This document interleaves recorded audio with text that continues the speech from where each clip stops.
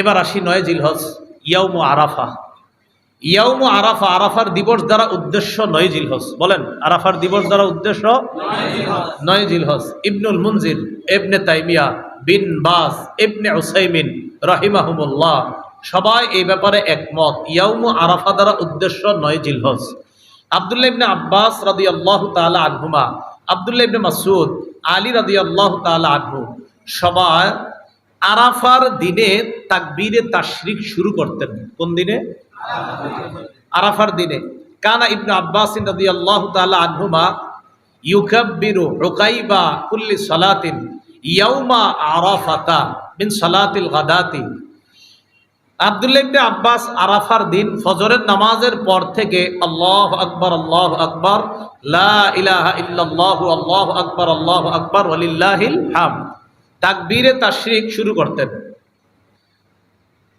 তো এই যে আপনার আব্দুল্লাহ ইবনে আব্বাস তাকবীরে তাশরিকটা বলতেন কবে? আরাফার দিন।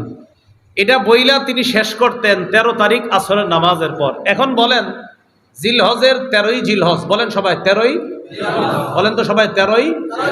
তো 13ই জিলহজ যদি শেষ করেন আর শুরু করেন যদি আরাফার দিনে, তো আরাফার দিন কয় জিলহজ হবে? কারণ তাকবীরে তাশরিক শুরু করতে হয় কয় জিলহজ? ফজর থেকে 9 জিলহজ। বলেন কয় তারিখ? ফজর থেকে। এখন কেউ যদি বলেন হুজুর আমি ইয়াউমে আরাফা থেকে শুরু করব, মানে আরাফার দিন থেকে, তো আরাফার দিন সৌদি আরব যেদিন হবে সেদিন আমাদের দেশে হবে 8 তারিখ। কয় তারিখ? 8 তারিখ। এখন 8 তারিখে যদি শুরু করেন তা আপনার তো তাকবীরে তাশরিক হয়ে যাবে আপনার আরো 5 ওয়াক্ত বারার নামাজ। এমনি কয় ওয়াক্ত হয়? 4 5 20 আর 3 কত হয়? 23 ওয়াক্ত। 9 10 11 12 এই 4 দিনে 4 5 20, 4 5 20।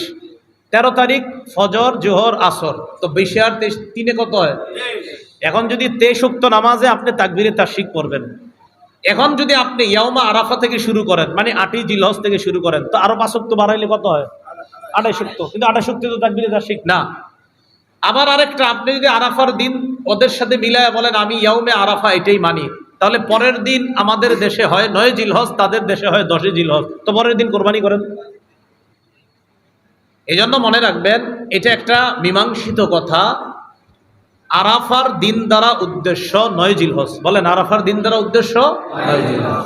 9 জিলহজ উদ্দেশ্য। অসংখ্য অগণিত হাদিস আপনি আকপিস করলে এটাই বোঝা যায় যে 9 জিলহজ এটাই উদ্দেশ্য। ইয়াউমে আরাফা এটা শুধুমাত্র একটা পরিভাষা, একটা নাম, যে আরাফার দিন। আরাফার দিন দ্বারা উদ্দেশ্য 9 জিলহজ, এটাই একটা মীমাংসিত মাসালা। আল্লাহ ঝগড়া মুক্ত আমল করার তৌফিক দান করেন। ঝগড়া থেকে বাঁচার উপায় কি? যে হুজুর আমি ঝগড়া করবো না, তো কি করবেন? আমি ঝগড়াও যেন না করতে হয়, আর কেউ যেন আমারে এটা জিজ্ঞাসা করলো আমি বলতে পারি, যদি আমারে কেউ জিজ্ঞাসা তুমি কি 9 জিলহজ রোজা রাখছো না আরাফার দিন, আমি কি করবো হুজুর? আপনি সবগুলা রাখবেন, 1 তারিখ থেকে 9 তারিখ পর্যন্ত রাখবেন, আর কোনো ঝামেলা থাকবে না।